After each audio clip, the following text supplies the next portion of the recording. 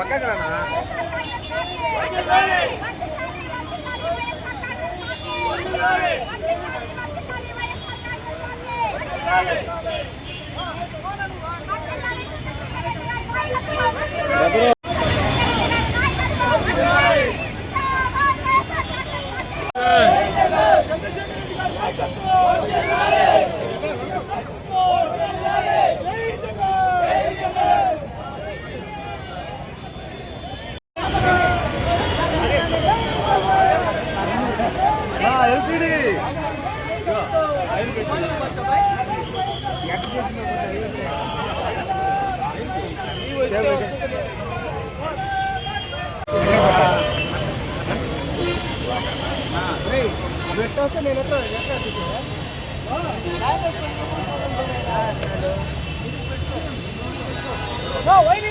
Sir కనపండి ముందర ఈ wire నువ్వు లోపల పెట్టి చాలు లోపల పెట్టి చాలు పట్టుకో సార్ తీసేవా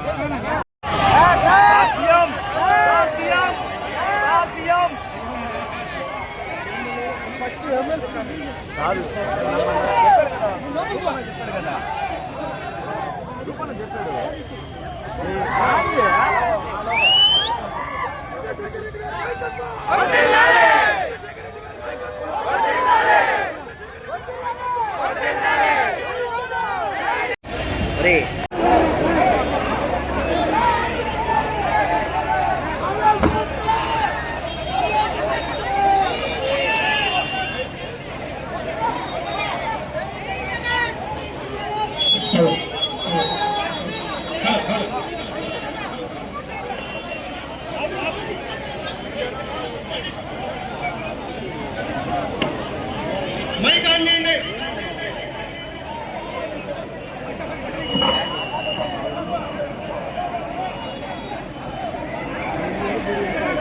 అన్న వెంకటరెడ్డి కుప్పం ప్రసాద్ అన్న ఇద్దరు ఒక స్టేజ్ మీదకి రావాలి.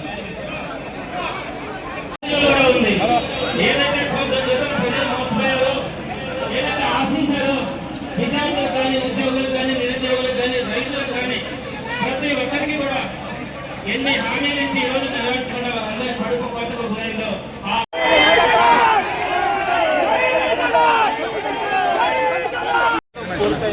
నిరసన కార్యక్రమానికి కరెక్ట్గా జూన్ 4వ తేదీ ఈ రోజుకి సంవత్సరం పూర్తయింది. సంవత్సరం క్రితం ఎన్ని హామీలు ఇచ్చారండి ప్రతి ఒక్కరికి కూడా తెలుసు. సామాన్యులకు కానీ, మహిళలకు, రైతులకు, ఉద్యోగులకు, నిరుద్యోగులకు, వ్యాపారులకు, అలానే విద్యార్థులకు ప్రతి ఒక్కరికి కూడా అనేకమైనటువంటి హామీలు ఇచ్చి ఈరోజు ఒక్కటి కూడా మేము చెప్పలేదన్నట్టుగా ప్రవర్తిస్తూ ఉన్నారు. అది ఎప్పుడు మేము ఎక్కడ మాట్లాడినామన్నట్టుగా ప్రవర్తిస్తూ ఉన్నారు. ఈరోజు ఈ నిరసన కార్యక్రమానికి నిన్నటి నుంచి కూడా పోలీస్ డిపార్ట్మెంట్ కానీ, అడ్మినిస్ట్రేటివ్ డిపార్ట్మెంట్ కానీ అనేక విధమైనటువంటి అడ్డంకులు సృష్టించారు. ఎక్కడ కూడా ఇది జరగకూడదు, అది జరగకూడదు. కానీ మీరు చూసారు ఈరోజు బీఆర్ కాలేజ్ సెంటర్లో కొన్ని వేల మంది ప్రతి తరపు నుంచి స్వచ్ఛందంగా వచ్చారు ఈరోజు కార్యక్రమానికి.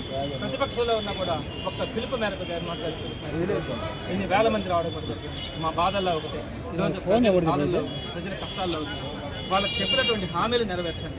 మీరు హామీలు నెరవేర్చకపోగా ప్రతి ఇంటికి ఇంటి పన్నులు పెంచుతూ ఉన్నారు, కరెంటు బిల్లులు పెంచుతూ ఉన్నారు, వాటర్ ట్యాక్స్లు పెంచుతూ ఉన్నారు, నిత్యావసర వస్తువుల ధరలు పెరిగినాయి. ఈరోజు బతికే పరిస్థితి సామాన్యుడికి లేదు అని తెలియజేసే బాధలో నుంచే ఈరోజు ఈ నిరసన కార్యక్రమాన్ని జరిగింది. ఇప్పుడు మీరు ఆలోచించుకోవాలి. ఈరోజు కలెక్టరేట్కి వచ్చాం, భక్తులు కలెక్టర్ గారు లేరు, జేసీ గారు లేరు, డిఆర్ఓ గారు లేరు, ఆర్డీఓ గారు లేరు, ఒక్కరు కూడా లేకుండా మా దగ్గర నుంచి వినతి పత్రాన్ని తీసుకోవడానికి కూడా వాళ్ళు మొత్తం ఖాళీ చేసి వెళ్ళిపోయారు. ఈ పరిస్థితులు ఎప్పుడైనా చూసామా? మేము కనుక ఇక్కడ మాట్లాడడానికి వస్తే మా మీద కేసులు పెడతామంటారు. ఇది మంచి పద్ధతి కాదు. ప్రజాస్వామ్యంలో ఈ పద్ధతి మంచిది కాదు. నెల్లూరులో ఇటువంటి పరిస్థితులు ఎప్పుడు కూడా చూడాల. ఈ రోజు మీరు నేర్పిస్తే రేపొద్దున వచ్చే ప్రభుత్వం, వైఎస్ఆర్సీపీ ప్రభుత్వం కూడా ఇదే కనుక కొనసాగిస్తే ఇబ్బందులు పడతారని కూడా తెలియజేస్తాను. మీరు పెట్టే బాధలకు కూడా ఏం బరాయిస్తాం. ప్రజలు పడే బాధల కంటే మేము పడే బాధలు ఏం పెద్దవి కాదు. తప్పకుండా వాళ్ళ తరఫున పోరాడతాం. వారికి ఏదైతే కష్టాలు ఉన్నాయో వాళ్ళతో పాటు నడవమని మా జగన్మోహన్ రెడ్డి గారికి ఆదేశం మేరకు తప్పకుండా వారితో పాటు నడవడం జరుగుతుంది. రాబోయే రోజుల్లో ఈ కార్యక్రమాన్ని మరింత ఉధృతంగా తీసుకెళ్లడం కూడా జరుగుతుంది. ప్రభుత్వానికి మరొకసారి తెలియజేస్తాను, వైఎస్ఆర్సీపీ తరఫున మీరు ఆలోచించండి, ప్రజల బాధలను తెలుసుకోండి, మీ ఇంటెలిజెన్స్ రిపోర్ట్స్ తెప్పించుకోండి. ఏ విధంగా బాధపడతారు పేదవాడు, నిరుద్యోగి ఎట్లా బాధపడుతున్నాడు, ఉద్యోగ పరిస్థితి ఏంటి, విద్యార్థులు ఏ విధంగా బాధపడుతున్నారు, మీరు రిపోర్ట్స్ తెప్పించుకొని తెలుస్తారు వారి యొక్క బాధ, కష్టం ఏంటో.